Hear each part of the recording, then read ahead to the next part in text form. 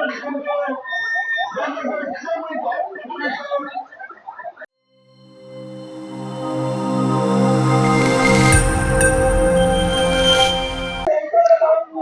আজকে শাহবাগে আসছি গত বছর 17ই আগস্ট, 22শে সেপ্টেম্বর দুইবার আমরা শাহবাগে শান্তিপূর্ণ সমাবেশ করছি। সেই সমাবেশে আমাদের অন্তর্বর্তীকালীন সরকার ডক্টর মোহাম্মদ ইউনূস স্যার বলেছিলেন, আমরা যে জায়গায় চাকরি করতেছি আমাদের কারো চাকরি যাবে না এবং আমরা বেতনও সঠিক মতো পাবো। কিন্তু বর্তমানে বিভিন্ন জায়গায় ঠিকাদারের প্রতিষ্ঠানেরা ডাইরেক্টরের সাথে যোগসাযোগ করে আমাদের এই ঠিকাদার চাকরিচ্যুত করতেছে।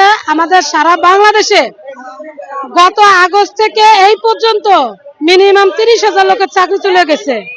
আমরা হাজারো কান্নাকাটি করে আমরা এখনো কোনো কিছু পাচ্ছি না। এখন আমাদের একটাই মাত্র দাবি, সেটা হচ্ছে ঠিকাদার প্রথা বাতিল করে স্ব প্রতিষ্ঠানে ডাইরেক্টরের মাধ্যমে সরকারের মাধ্যমে নিয়োগ দিকে। আমাদের চাকরি সরকারের দরকার নাই। আগে মানুষ মাস্টার হলে কাজ করে ভাত খাইছে না? আমরা কর্মজীবী, আমরা শ্রমজীবী, আমাদের চাকরি যাতে পূর্ণাঙ্গ বহাল দেয়। এবং আমরা যে কোভিডে কাজ করছি, আমাদের 14 মাসের সময় আমরা একটা আন্দোলন করছিলাম, হয়তো আপনারা জানেন, কিন্তু সেই 14 মাসের বেতন তো দেয় না। তারপরে 4 মাস পর টেন্ডার হয়েছে, 18 মাসের বেতন আমাদেরকে পরিশোধ করেন নাই। এখন আমরা বলি ঠিকাদার আসলেই 2 লাখ 4 লাখ, কেউ 30,000, কেউ 20,000, কেউ 50,000, কেউ 15,000 এরকমের বলে বলে আমাদের কাছে টাকা নেয়, কিন্তু আমাদের চাকরি দেয় না। এই ঠিকাদার থাকলে সরকার যেমন রাজস্ব হারাচ্ছে, আমরা হারাচ্ছি আমাদের ভবিষ্যৎ। আমি যখন চাকরি করেছি তখন মনে করেন আমার বয়স ছিল মাত্র 27 বছর, এখন আমার বয়স বর্তমানে 39। তাহলে আমারে কি কখনো কোনো সরকারি প্রতিষ্ঠানে আবার নিয়োগ দিবে না?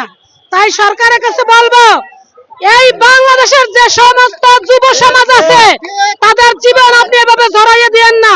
4র্থ শ্রেণীর চাকরি এই বাংলাদেশে বিলুপ্ত হয়ে যাচ্ছে। আমরা চাই এই সরকারি চাকরি 4র্থ শ্রেণী আবার আপনি সরকারের মাধ্যমে নিয়োগ প্রাপ্ত করে প্রত্যেকের আপনি সরকারি করার ব্যবস্থা করুন। এবং আমরা যারা বর্তমানে আছি তাদেরকে আপনি চাকরি সুরক্ষা দেন এবং যাদের চাকরি চলে গেছে তাদের পূর্ণাঙ্গ যোগদান দেন।